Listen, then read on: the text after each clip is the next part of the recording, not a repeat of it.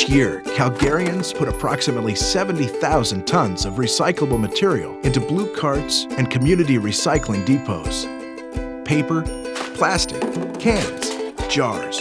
It all adds up. Our community saves mountains of valuable materials from going to waste in the landfill, which in turn conserves our natural resources.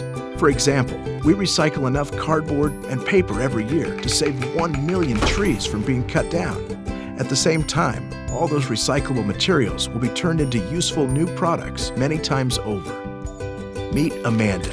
Her whole family recycles. They fill their cart each week, recycling things like cracker boxes, yogurt tubs, and even her jam jar from this morning's breakfast. It's pretty cool. I know that we're saving a lot of stuff from going into the garbage. I wonder though, where does it all go? Good question. Everything is taken to a recycling facility here in Calgary. Here, recyclables are sorted and are shipped to manufacturers to be recycled into new things. I'll show you how it works. Your recycling just arrived by truck. There it is on the floor. Whoa, I can't believe how much there is. Each week, we get several hundred truckloads of recyclables like yours.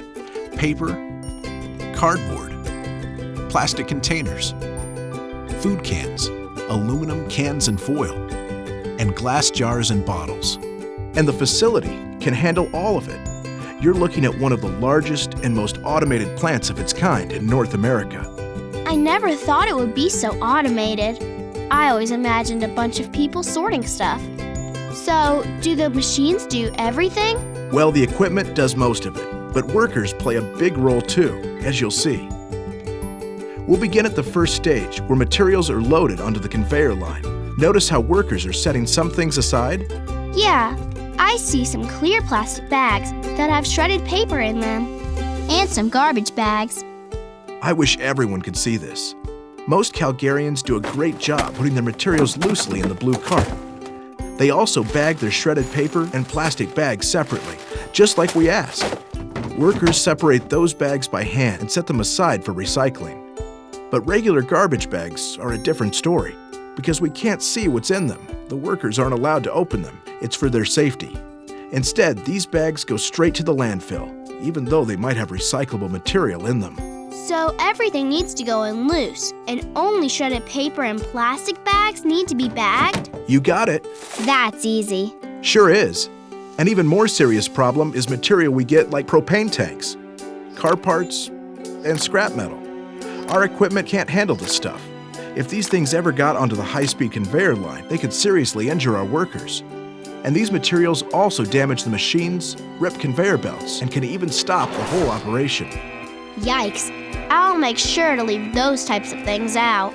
So now that we've seen the pre-sorting area, can you show me what the rest of the equipment does? Sure. Once the different materials clear the pre-sorting area, our equipment rolls into action.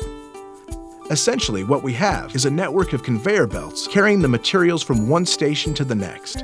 At certain stations, machines separate the glass, cardboard, newspaper, metal cans, plastics, and so on. Workers pull out unwanted items that might have slipped through.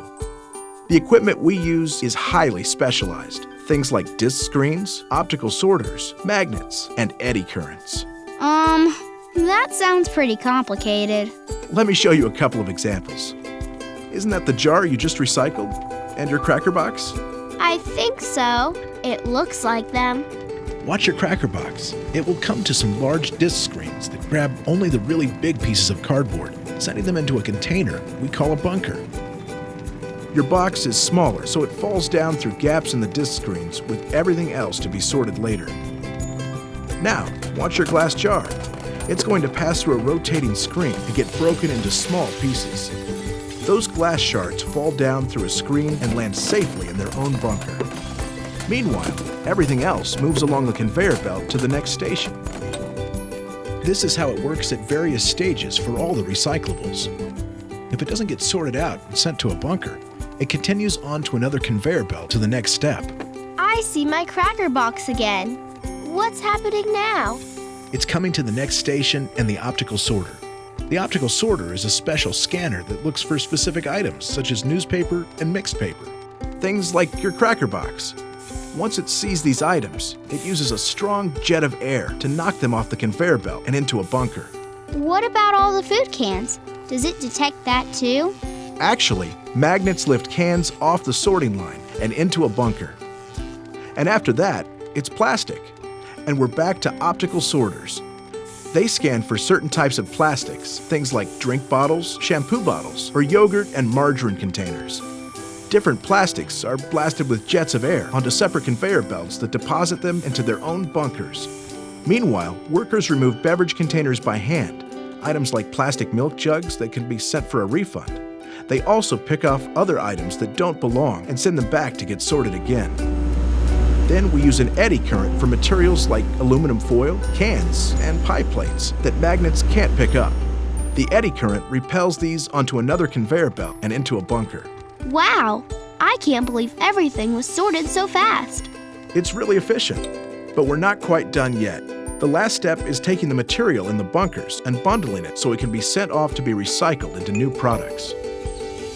It's an amazing process, and it's one that begins with people like you, Amanda. You, your family, and all Calgarians are saving precious materials from ending up in the landfill and instead turning them into something useful. You're helping the environment and making a difference.